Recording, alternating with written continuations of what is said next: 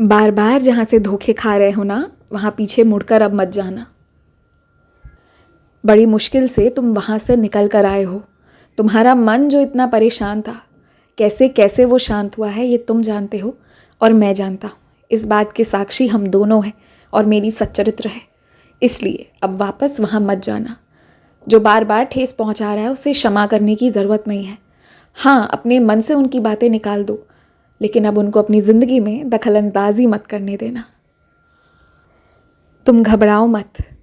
भविष्यकाल की जो चिंता तुम्हें इस वक्त सता रही है और तुम्हें ऐसा लग रहा है कि शायद वही गलत तुम्हारे साथ होने वाला है, तो उसे तुम अपनी पूजा से रोक सकते हो।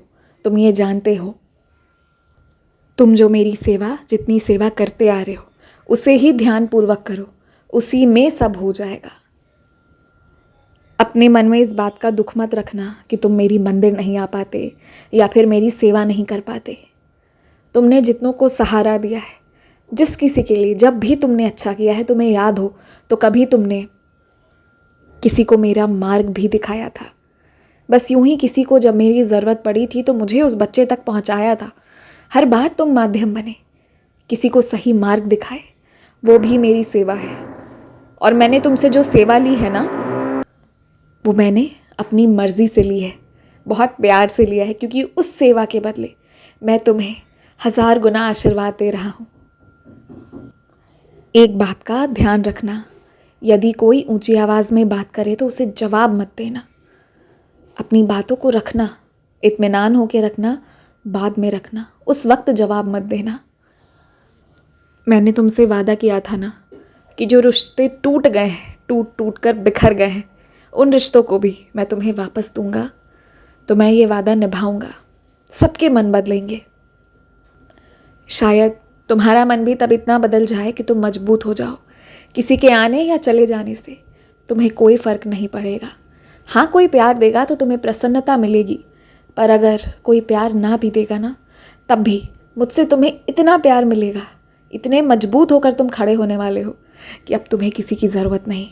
वैसे भी मैंने तुमसे कहा था, इतना आशीर्वाद है तुम्हें कि किसी के आगे हाथ फैलाने की ज़रूरत कभी नहीं पड़ेगी। तुम जो एक नया काम शुरू करना चाह रहे थे, बस करते करते नहीं हुआ, कहते कहते नहीं कह पाए।